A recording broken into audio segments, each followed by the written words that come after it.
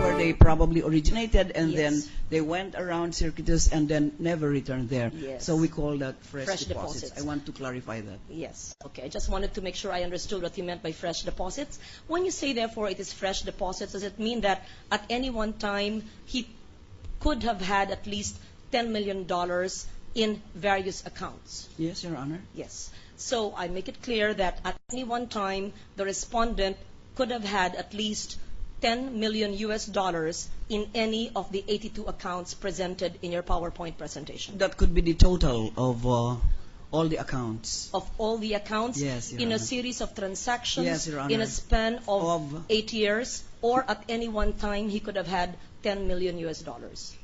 Up to 2011, I think the Yes. data given. Yes, Your Honor. In transactions or at any one time, Madam Ombudsman?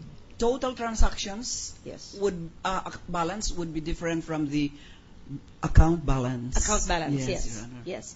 I am referring now to account balance. I understand, as I premised earlier, the transaction accounts. And then I asked about fresh deposits. Now I ask, at the most conservative estimate at any one time, based on your transaction and fresh deposit balances, what could have been, at a very conservative estimate, the balance that the Chief Justice, the respondent, could have had at any one time? We were not able to determine that, Your Honor. Okay, I understand.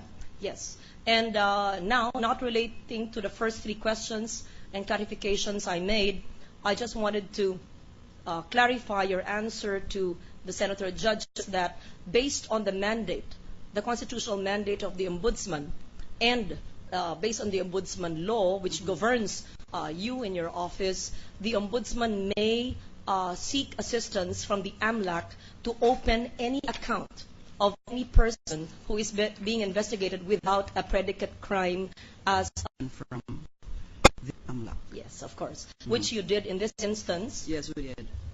And without a predicate crime, the Ombudsman, because of its constitutional mandate, the AMLAC will present bank accounts of the respondent. Your Honor. Yes. And based on your knowledge, is this the first and only time that the Office of the Ombudsman did so? Or were there other instances in the past when the AMLAC had furnished bank accounts of a predicate crime?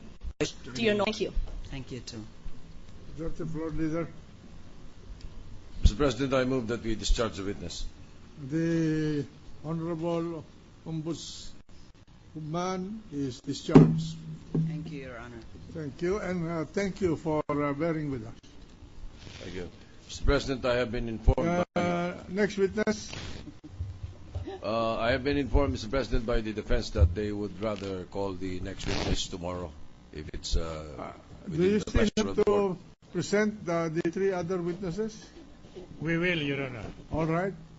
And with the kind indulgence of this honorable court, may we be permitted to present them tomorrow. All We right. are already tied also, Your Honor. All right. So, you're asking for A continuance for tomorrow. Your continuous until tomorrow. Honor. Yes, Your Honor. Majority Floor Leader. yes, Mr. President, may I ask the Sergeant at Arms to make an announcement? Thank you, Your Honor. The Sergeant at Arms is directed to make the announcement. Please all rise. All persons are commanded to remain in their places until the Senate President and the Senators have left the session hall. Mr. President, I move that we adjourn until 2 o'clock in the afternoon of Wednesday, May 16, 2012. Any objection? Hearing none, this hearing is adjourned until 2 o'clock of May 16, 2012.